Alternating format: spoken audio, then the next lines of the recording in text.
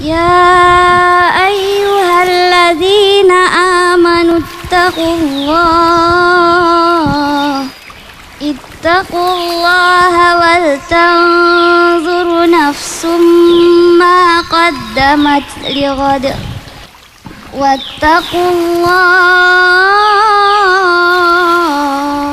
إن الله خبير بما تعملون.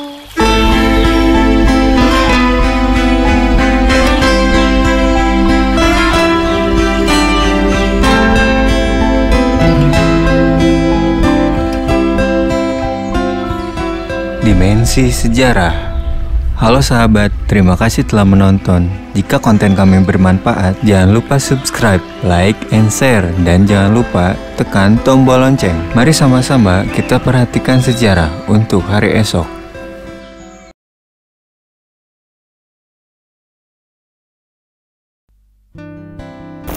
Halo sahabat, kali ini kita akan membahas tentang kisah inspiratif tentang sedekah yang mana dilakukan oleh hamba Allah Subhanahu wa Ta'ala di masa Nabi Sulaiman. Sahabat, Rasulullah Shallallahu Alaihi Wasallam pernah bersabda, sedekah dapat menolak bala, mara bahaya, dan menjadikan umur panjang.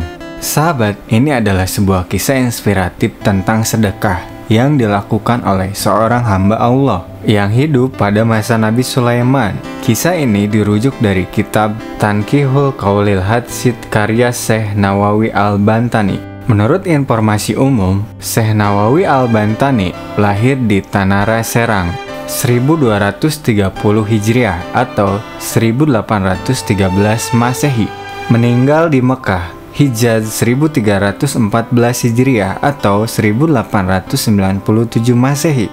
Beliau adalah seorang ulama Indonesia bertaraf internasional yang mana menjadi Imam Masjidil Haram.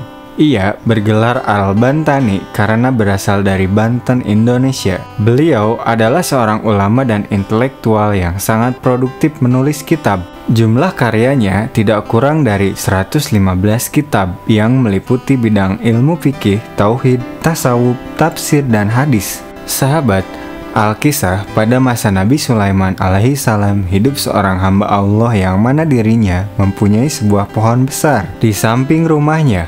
Menurut kisah, hiduplah beberapa anak burung merpati di atas pohon tersebut. Pada saat itu, istri dari hamba Allah tersebut meminta kepada dirinya mencarikan makanan untuk anak-anak mereka.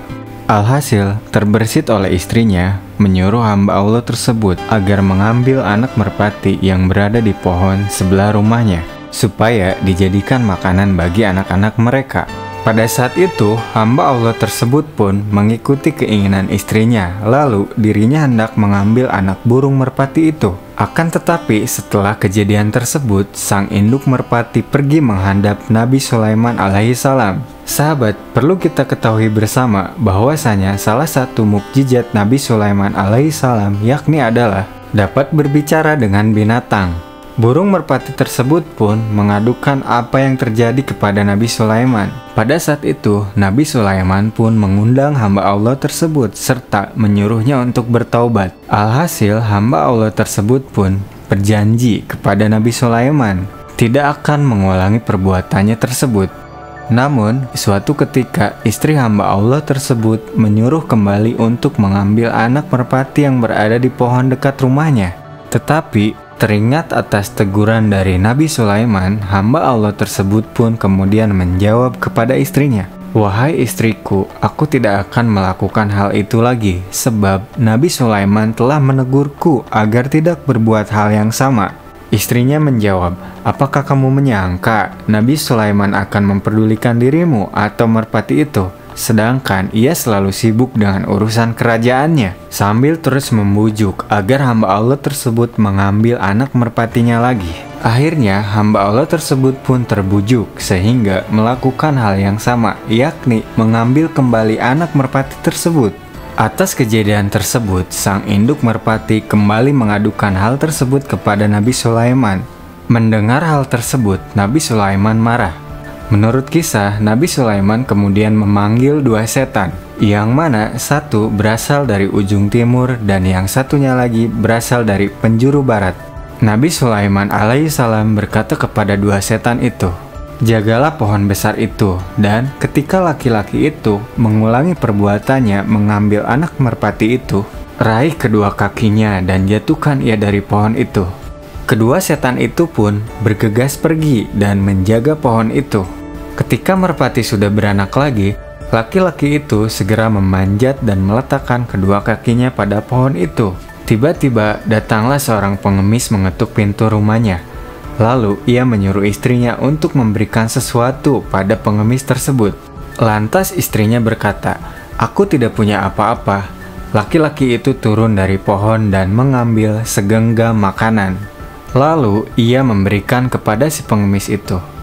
Setelah itu ia kembali memanjat pohon dan mengambil anak merpati. Seperti biasanya, induk merpati tersebut pun kembali mengadukan hal tersebut kepada Nabi Sulaiman.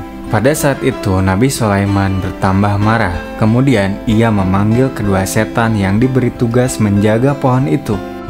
Nabi Sulaiman berkata kepada setan itu, "Kalian berdua telah mengkhianatiku."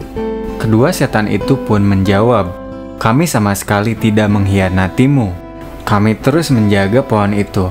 Hanya saja, ketika laki-laki itu memanjat pohon, datanglah seorang pengemis mengetuk pintu rumahnya. Lalu ia memberikan segenggam gandum untuk pengemis itu. Saat ia kembali memanjat pohon, kami sudah bergegas untuk meraihnya. Namun tiba-tiba Allah mengutus dua malaikat. Salah satu dari mereka meraih leherku dan melemparku sampai di tempat terbitnya matahari. Sedang yang satunya lagi meraih leher sahabatku dan melemparnya sampai di tempat terbenamnya matahari. Nah sahabat, demikianlah sebuah cerita dari kitab Tankihul Qailul Hadsid karya Syekh Nawawi Al-Bantani. Betapa sedekah dapat menjadi sebab dihindarkannya seseorang dari mara bahaya. Sementara yang disedekahkan adalah barang halal. Namun, jika yang disedekahkan adalah barang yang haram, pasti akan berbuah celaka. Rasulullah Shallallahu Alaihi Wasallam bersabda, yang diriwayatkan oleh Anas bin Malik, "Sungguh, di dalam neraka terdapat rumah yang disebut Baitul Huzni atau rumah kesusahan. Allah menyediakannya untuk orang yang bersedekah dari barang yang haram."